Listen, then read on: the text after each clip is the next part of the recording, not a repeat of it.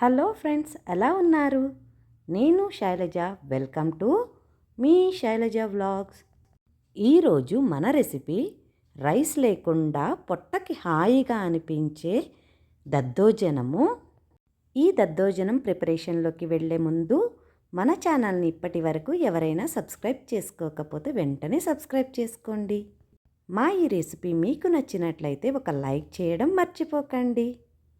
ఈ రైస్ లేకుండా దద్దోజనము ఒక మనిషికి ప్రిపరేషన్ చేసుకుందాము.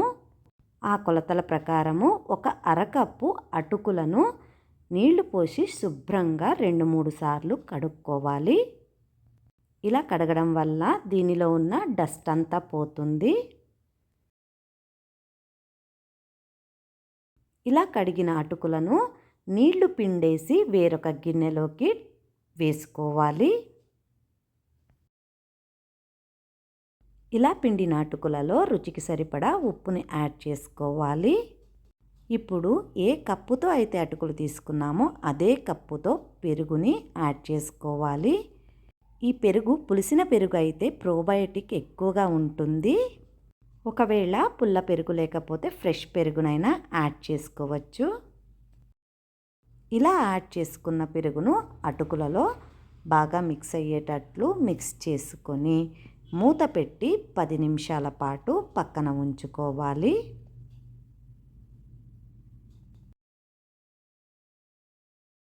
పది నిమిషాల తర్వాత చూడండి, అటుకులు చక్కగా పెరుగు పీల్చుకొని కొద్దిగా గట్టి కన్సిస్టెన్సీలో ఉంటాయి. దీనిలో నీళ్ళేమీ యాడ్ చేయాల్సిన అవసరం లేదు. ఇప్పుడు ఒక పావు టేబుల్ స్పూను వేయించిన ధనియాల పొడిని యాడ్ చేసుకుందాము. ఇప్పుడు 2 టేబుల్ స్పూన్లు సన్నగా తరిగిన కీరా దోస ముక్కల్ని వేసుకుందాము. అలాగే సన్నగా గ్రేట్ చేసిన 2 టేబుల్ స్పూన్ల క్యారెట్ తరుగుని కూడా యాడ్ చేసుకోవాలి. అలాగే 2 టేబుల్ స్పూన్ల సన్నగా తరిగిన క్యాబేజీని కూడా యాడ్ చేసుకోవాలి. 2 టేబుల్ స్పూన్లు సన్నగా గ్రేట్ చేసుకున్న బీట్రూట్ తరుగుని కూడా యాడ్ చేసుకోవాలి. వీటితో పాటు 2 టేబుల్ స్పూన్లు సన్నగా తరిగిన కొత్తిమీరను కూడా యాడ్ చేసుకోవాలి. వీటన్నింటినీ బాగా మిక్స్ చేసుకోవాలి. అసలు ప్రాసెస్ ఇప్పుడే ఉంది. ఇలా అన్నింటినీ బాగా మిక్స్ అయ్యే వరకు మిక్స్ చేసుకొని దీనిని ఒక పక్కన ఉంచుకోవాలి. దీనికి ఎక్స్ట్రా టేస్ట్ మెయిన్ తిరగమాత. ఒక తిరగమాత పాన్ పెట్టుకొని 1 టేబుల్ స్పూన్ వరకు ఆయిల్ యాడ్ చేసుకోవాలి. దీనిలో పావు టేబుల్ స్పూన్ ఆవాలు చిటపటలాడిన తర్వాత పావు టేబుల్ స్పూన్ మినపప్పు, పావు టేబుల్ స్పూన్ శనగపప్పు యాడ్ చేసుకొని ఇవి వేగుతుండగానే 4 మిరియాలు కూడా యాడ్ చేసుకోవాలి. వీటితో పాటు ఒక చిటికెడు పసుపును కూడా యాడ్ చేసుకోవాలి. ఇప్పుడు దద్దోజనంలో ఎక్స్ట్రా టేస్ట్నిచ్చే సన్నగా తరిగిన పచ్చిమిరపకాయ ముక్కలు, అలాగే సన్నగా తరిగిన అల్లం ముక్కలను కూడా యాడ్ చేసుకోవాలి.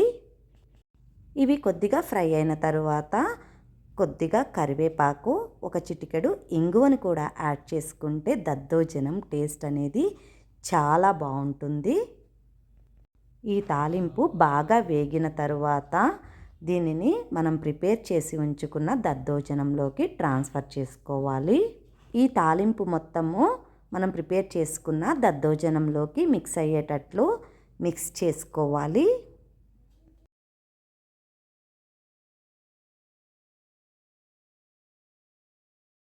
ఇలా మిక్స్ చేసుకున్న దానిలో ఫైనల్గా 2 టేబుల్ స్పూన్ల శనగగుళ్ళు వేసుకొని గనక ఒకసారి కలిపి సర్వ్ చేసుకుంటే ఎంతో అద్భుతమైన దద్దోజనం రెడీ అయిపోతుంది.